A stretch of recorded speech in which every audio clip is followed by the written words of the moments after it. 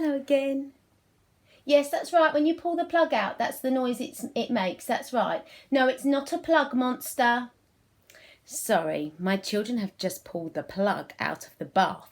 And when they do that, it makes a g g g g sound. Have you heard that sound before? G g g g. They think it's a plug monster, but we know it's not a plug monster. It's just the sound of the water going down the drain as it gets sucked down, and it goes g g g g. I've given you a clue now about the sound that we're going to do today. But first, let's have a practice of some of the sounds that we've done before. We're going to do it in words. First, can you spot the letter M? Yes, well done. There it is. Can you spot the letter A? Can you spot an A? Well done, there's one there. There's an A and there's an A. Well done. Can you spot a letter P? P? You can. Brilliant. There it is. Yes, I can see it too. P. Can you see the letter T? Yes. That was our T for tiger. Now lastly, can you spot what letter all of these words end in? That one, and that one. The letter at the end of all of those words is the same. Can you spot what it is? Are you all flying around the room like aeroplanes making your sound? Well done, it's an mm. So let's have a go at reading them because we know all the sounds now. So let's see if we can read. Here we go. An. Man, well done. An. Do it again. An. Pan, well done. And an. An. Tan, well done. Tan is a colour. It's like a brownie colour. Pan, something that you would use to cook things in. And a man. Can you think of a man? I can think of a man. My daddy. Man. Well done. Great job. You just read 3 words using the sounds that you know. Do you remember these ones? I showed you these a little while ago. Can you remember this one? It's a tricky word. It's a star word for you guys. You're all stars. Do you remember it? I can hear you saying it. Well done. My turn, I, your turn. Great job. How about this one? I'll give you a clue. There we go. N-O spells no. Well done. Good job. You just read 2 tricky words as well. That's brilliant. Do you know any other tricky words? I'm going to show you another one very soon. But first, let's have a think about the sound that we're going to look at today. So I'm going to rub out man and pan and tan.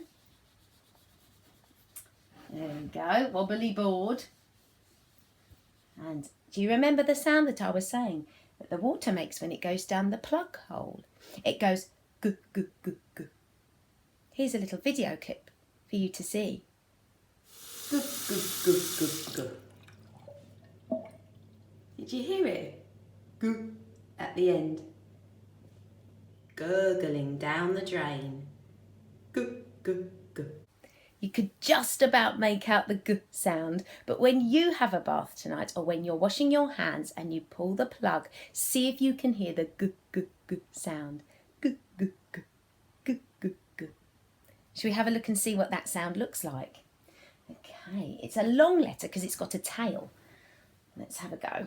It goes around like a circle, but then it goes down with a tail and flick. That's a very posh way of writing a g. I'm going to show you one without the tail flicking. So here we go. We go around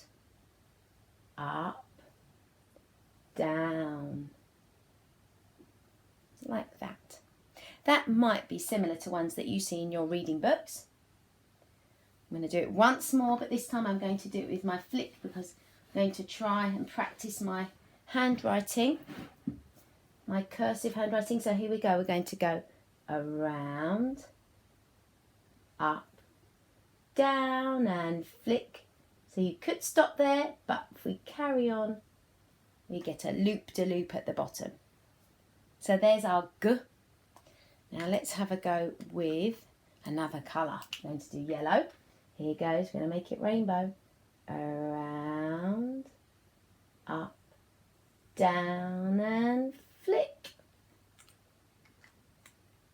Well done. And now I'm going to have a go with G for green. I'm going to hold my pen carefully and comfortably with a good G for grip. Grip. Here we go. Around, up, down and flick. There we go. So that's the letter G. I'm going to practice writing it now another way in my ghost writing game. Whilst I'm getting it ready, see if you can think of any G words, any objects that begin with a G, because they might give you a clue for later on in my game. G for goose, G for got, G for go. Oh, you've got some good ideas too. I'll see you in a minute for my game. Okay, so this is a game called Ghost Writing. G for ghost, and it's lots of fun to play. All you need is a little bit of flour and ideally a dark coloured tray. And I'm just going to have a go at writing a G in the flour. Here we go. So I put my finger down. I'm going to go round, up, down and a tail. And there's my G in the flour. Yeah, I can rub it out really easily. Make it nice and smooth. And then I can have a go at doing my G with a flicky tail. So we go round, up, down and flick. Wow, look at that beautiful flicky tail. So G.